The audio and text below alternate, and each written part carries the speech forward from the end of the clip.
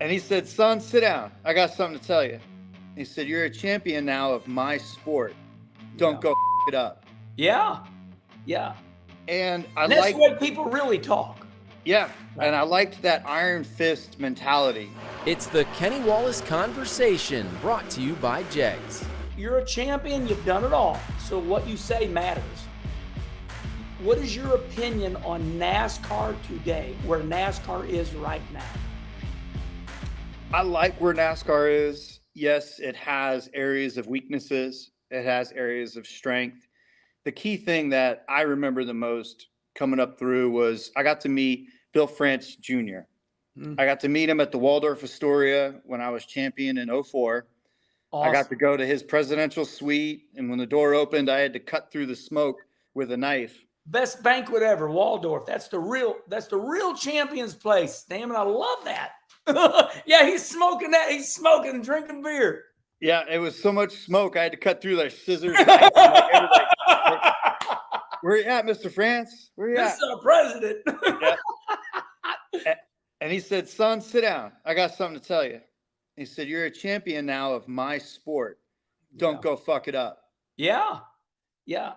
And that's the way people really talk.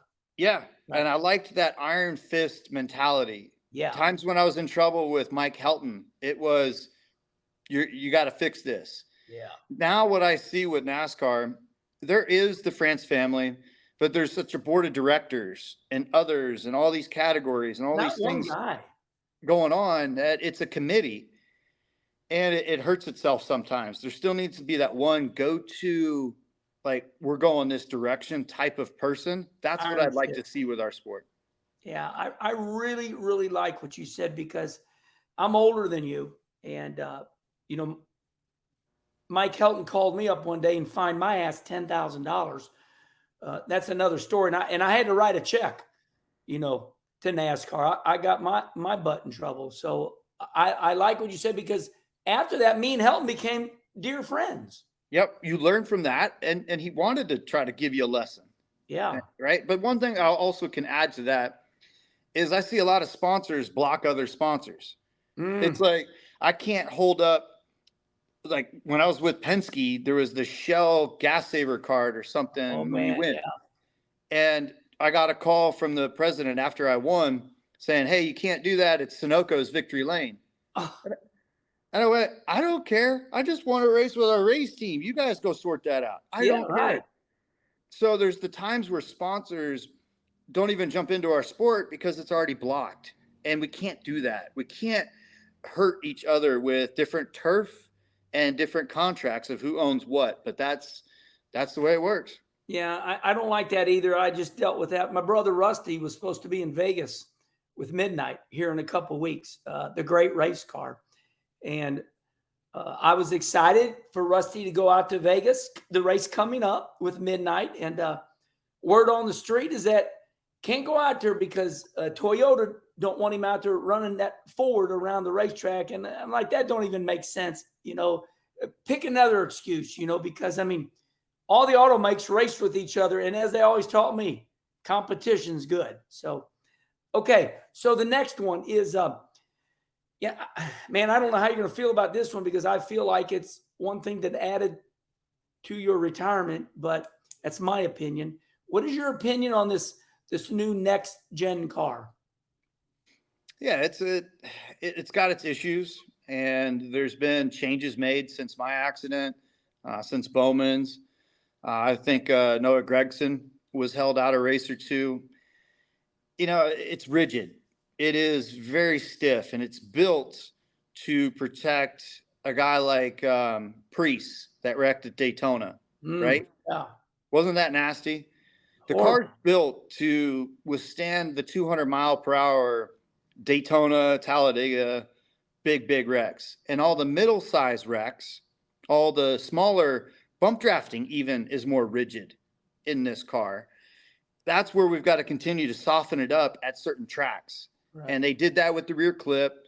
They've done that with different headrests and inserts.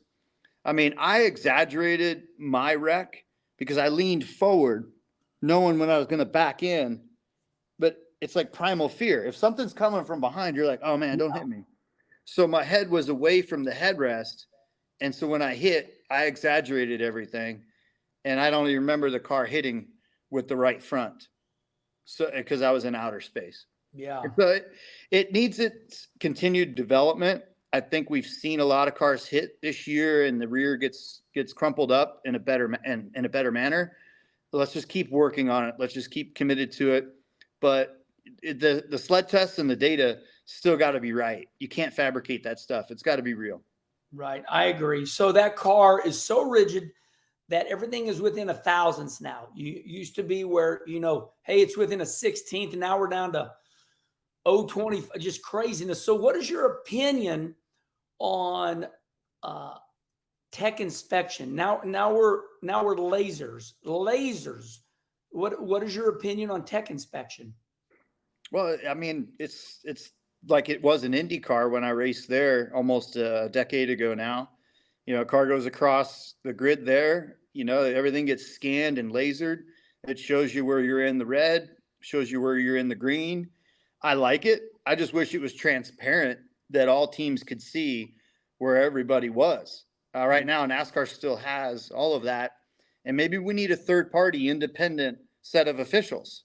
Like the referees in the NFL. Are they employed by the teams? No.